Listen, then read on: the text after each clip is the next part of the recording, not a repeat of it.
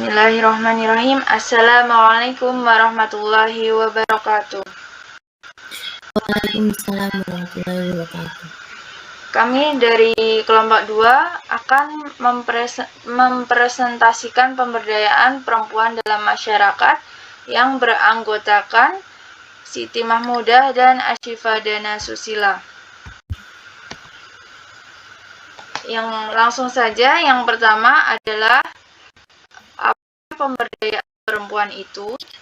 Pemberdayaan adalah sebuah proses dan tujuan. Sebagai proses pemberdayaan adalah serangkaian kegiatan untuk memperkuat kekuasaan atau keberdayaan kelompok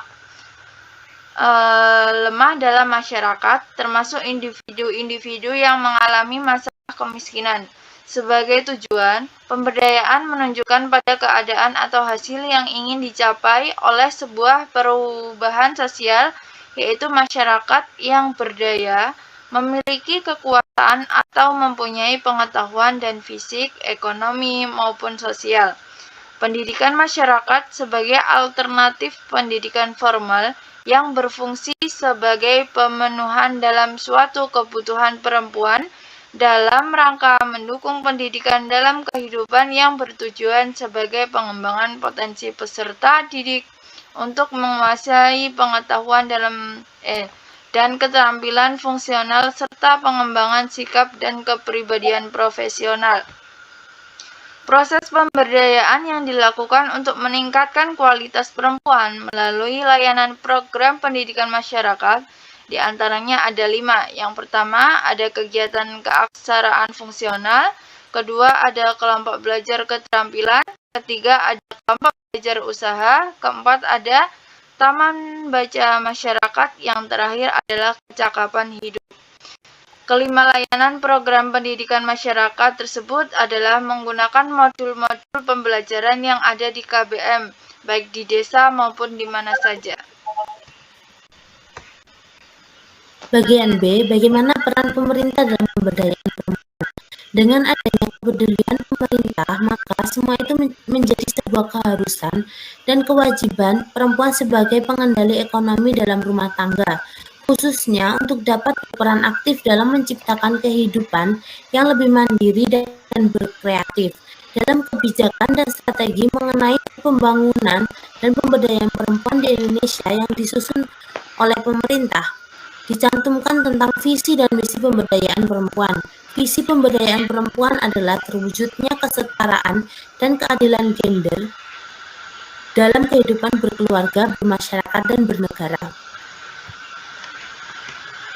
Selanjutnya, kapan terbentuknya pemberdayaan perempuan? Dinas Pemberdayaan Perempuan, Perlindungan Anak, dan Pemberdayaan Masyarakat Kelurahan Kota Tanjung Balai baru terbentuk mulai Desember 2016 sesuai dengan Peraturan Daerah Nomor 6 Tahun 2016 dan Peraturan Wali Kota Nomor 41 Tahun 2016 tentang kedudukan susunan organisasi, tugas, dan fungsi serta tata kerja dinas P3A dan PMK yang senantiasa berupaya untuk melakukan pembenahan diri sesuai dengan tuntunan lingkungan perubahan yang terjadi di Kota Tanjung Balai. Sejalannya dengan perubahan masyarakat terhadap efektivitas pelaksanaan tugas pokok dan fungsi dalam rangka mendorong terwujudnya good government, Dinas Pemberdayaan Perempuan, Perlindungan Anak, dan Pemberdayaan Masyarakat Kelurahan Kota Tanjung Balai selama ini bergabung dengan Badan Pemberdayaan Masyarakat Perempuan dan Keluarga Berencana, harus mampu menjawab pelaksanaan tugas pokok dan fungsi melalui penerapan mekanisme pertanggungjawaban yang tepat, jelas, dan teratur. Mengapa indikator pemberdayaan perempuan? Pemberdayaan perempuan dilakukan untuk menunjang dan mempercepat tercapaian. Mengapa indikator pemberdayaan perempuan? Pemberdayaan perempuan dilakukan untuk menunjang dan mempercepat tercapainya kualitas hidup dan mitra kesejahteraan antara laki-laki dan perempuan yang bergerak dalam seluruh bidang atau sektor. Keberhasilan pemberdayaan perempuan dapat dilihat adanya indikator-indikator sebagai berikut.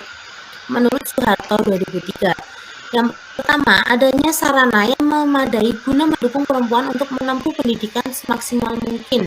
Yang kedua, adanya peningkatan partisipasi dan semangat kaum perempuan untuk berusaha memperoleh dan mendapatkan pendidikan dan pengajaran bagi diri mereka.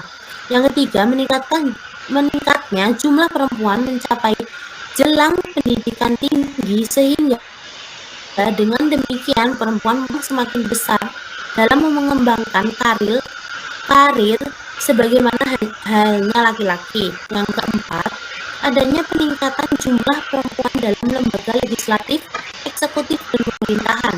Yang terakhir, peningkatan keterlibatan aktivitas perempuan dalam kampanye pemberdayaan pendidikan terhadap perempuan. Selanjutnya, di mana pelaksanaan pemberdayaan perempuan? Menurut Nugroho 2008, terdapat beberapa program yang dapat ditawarkan untuk pemberdayaan perempuan, yaitu penguatan organisasi kelompok perempuan di segala tingkat, mulai dari kampung hingga nasional, seperti misalnya PKK, perkumpulan koperasi maupun yayasan sosial. Pemberdayaan dilakukan melalui kegiatan membuat produk, latihan, dan penyuluhan. Dalam upaya meningkatkan perekonomian perempuan, diadakan juga arisan, simpan pinjam, tabungan, dan jimpitan beras. Partisipasi ibu-ibu yang mengikuti kegiatan PKK cukup besar, namun masih bersifat pasif. Dan dalam pelaksanaannya, tidak semua program PKK dapat dilaksanakan. Yang terakhir ada bagaimana strategi pemberdayaan perempuan. Yang pertama ada pemberdayaan perempuan merupakan cara strategis untuk meningkatkan potensi perempuan dan meningkatkan peran perempuan baik di dominan publik maupun domestik. Menurut Zakiyah, pemberdayaan perempuan dapat dilakukan dengan strategi sebagai berikut. Membongkar mitos kaum perempuan sebagai pelengkap dalam rumah tangga.